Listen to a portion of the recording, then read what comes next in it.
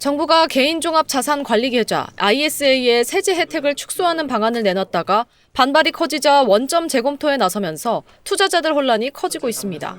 정부 발표를 믿고 기존 ISA를 해지한 일부 투자자들은 비과세 혜택까지 잃게 됐다며 불만을 터뜨리고 있습니다. 최근 주요 증권사와 은행에는 ISA 계좌 해지와 재가입에 대한 문의가 잇따르고 있습니다. 앞서 정부가 지난 3일 발표한 세제 개편안에는 ISA의 세제 혜택을 일부 축소하는 내용이 담겼습니다. 현재 ISA는 3년의 의무 가입 기간이 지나면 만기를 계속 연장하면서 비과세와 과세 이연 혜택을 받을 수 있는데 개편안은 기본 만기 3년에 최대 2년만 연장할 수 있도록 해 ISA의 만기를 최장 5년으로 제한하기로 했습니다. 해당 규정은 내년부터 새로 가입하거나 만기를 연장하는 계좌에 적용하고 이미 만기를 장기간으로 설정한 기존 가입자는 제외하기로 했습니다. 연간 납입 한도 2월도 폐지하기로 했습니다. 현재는 연간 한도 2천만 원을 채우지 못하면 남은 한도를 다음 해로 넘겨 추가로 납입할 수 있지만 앞으로는 사용하지 않은 한도가 그 해 사라지도록 한 겁니다. 혜택 축소에 투자자들 반발이 커지자 이재명 대통령이 개편안을 원점에서 재검토하라고 지시하면서 상황은 다시 바뀌었습니다. 문제는 그 사이 일부 투자자들이 이미 ISA를 해지했다는 점입니다. 내년부터 만기가 5년으로 제한되는 걸 피하기 위해 기존 계좌를 미리 해지하고 올해 안에 새 계좌를 만들어 만기를 장기간으로 설정하려 한 겁니다. ISA는 세제 혜택을 받으려면 최소 3년의 의무 가입 기간을 채워야 하는데 만약 3년을 채우지 않고 중도 해지하면 그동안 받을 수 있었던 비과세 혜택을 잃을 수 있습니다. ISA에서는 투자 상품의 이익과 손실을 합산할 수 있고 일반형은 최대 200만 원, 서민형은 최대 400만 원까지 비과세, 이를 넘는 금액에도 9.9%의 분리과세가 적용됩니다. 특히 국내에 상장된 해외지수 ETF의 경우 일반 계좌에서는 매매 차익 등의 15.4%의 세금이 부과될 수 있어 절세 효과가 큰 ISA의 인기가 많았습니다. ISA 개편안이 원점 재검토에 들어가면서 최종 세제 개편 방향이 확정될 때까지 투자자들의 혼란도 이어질 전망입니다. SBS 김민정입니다. 서울 송파구의 한 아파트 단지. 세제 개편안 발표 이후 매물을 내놓으려는 움직임이 나타나고 있지만 각종 제약 탓에 실제 거래까지 이어지기는 쉽지 않은 분위기입니다. 전세 기간이 많이 남아있는 집은 매도자가 팔고자 해도 팔 수가 없는 상황이 있다고 보면 되죠. 그런 경우가 많이 있죠. 팔고자 해도 그런 경우로 못 파는 사람이 많이 있다고 보시면 됩니다. 정부는 이번 세제 개편안에서 다주택자 양도세 중과세율을 한시적으로 낮춰 매물을 늘리겠다는 방침을 내놨습니다. 그러나 서울 전역과 경기도 15곳 등 토지거래 허가구역에선 매수자가 허가 4개월 안에 직접 들어가 살아야 합니다. 세입자 계약 기간이 많이 남아있는 집은 팔고 싶어도 매수자를 찾기 어렵다는 지적이 잇따르자 정부는 토구역 내 세입자 낀 주택의 실거주 의무유예를 2028년까지 연장하는 방안을 뒤늦게 검토하고 있습니다. 이미 지난 5월 다주택자 양도세 중과를 앞두고 연말까지 한 차례 미뤘던 실거주 의무 규정을 다시 손대게 되는 겁니다. 비거주 1주택자도 마찬가지입니다. 거주 인정 요건에 대한 반발이 크자 손주 돌봄 등 사례를 추가로 인정하고 3년으로 돼 있는 거주기간 인정 범위를 확대하는 방안을 논의하고 있습니다.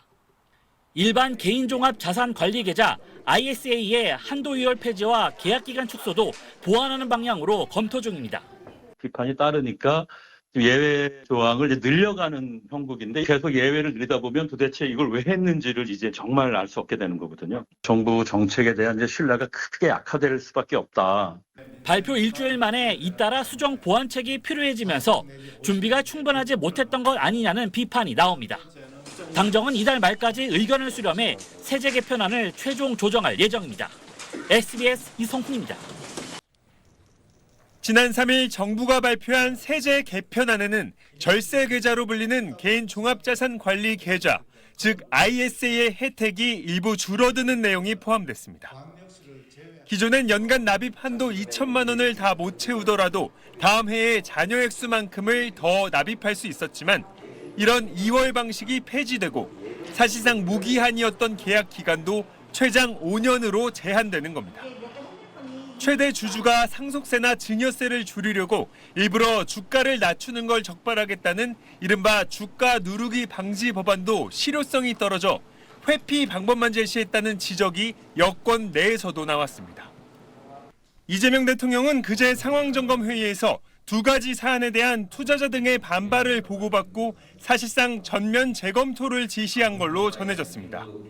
장기 절세 방법이 줄어들었다는 비판이 많은 ISA 개편안의 경우 없어지는 혜택에 대한 제대로 된 설명이 없어 정확하게 준비도 하지 않고 왜 그렇게 한 것이냐고 질타했고, 주가 누르기 방지 법안도 문제점에 대한 보고가 제대로 안 됐다는 취지의 지적이 있었다고 청와대 관계자는 전했습니다. 이에 대해 여당 내에선 적극 환영한다, 개편안을 바로잡겠다, 재정경제부는 정신 차리라는 반응이 이어졌습니다.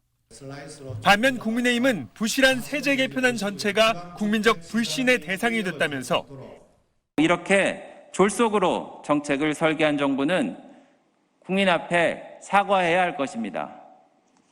참모와 부처에 떠넘기지 말고 대통령이 직접 책임을 져야 한다고 날을 세웠습니다. SBS 정윤식입니다.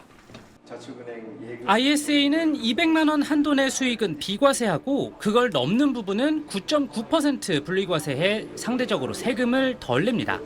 납입 한도가 연 2천만 원, 최대 1억 원인데 연 한도를 채우지 못하면 다음 해에 납입할 수 있었습니다. 극단적인 경우 4년 동안 놔뒀다가 5년째 한 번에 1억 원을 넣는 것도 가능했던 겁니다. 하지만 내년부턴 못 쓴 한도는 그해 소멸됩니다. 기존에 만들었던 ISA 계좌에도 똑같이 적용됩니다.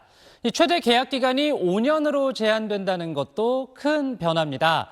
ISA의 또 다른 장점은 세금 계산을 만기 때까지 미룬다는 건데요. 예를 들어 첫 해 1,000만 원 수익, 이듬해에는 1,000만 원 손해, 세 번째 해 200만 원 다시 수익을 낸 경우를 보겠습니다. 보통 수익 낸 해엔 그만큼 세금을 내지만 두 번째 해에 손해를 봤다고 세금을 돌려받진 않겠죠. 하지만 ISA 계좌에선 세 번째 해 직후 만기가 됐다면 최종 수익 200만 원에 대해서만 과세합니다. 비과세 한도니까 결국 세금은 없겠죠. 그래서 일단 만기를 99년 이런 식으로 늘려놓고 세금 정산 시점을 조절할 수 있었는데 사실상 무기한 과세 연장이 가능하다는 지적에 기간을 5년으로 줄였습니다.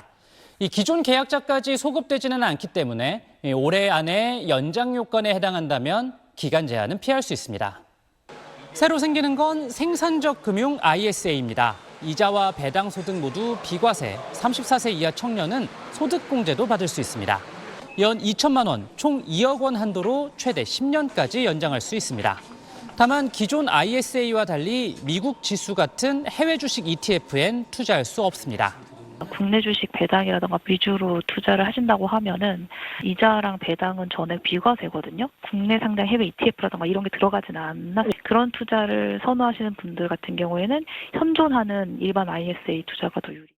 새 ISA에서 해외 투자를 막은 건 억지로 국내 주식 투자만 강요하는 거란 비판도 나왔는데 정부는 비과세 혜택이 큰 만큼 국내 증시 부양과 함께 환율 안정 측면도 고려했다고 설명했습니다. SBS 민경호입니다.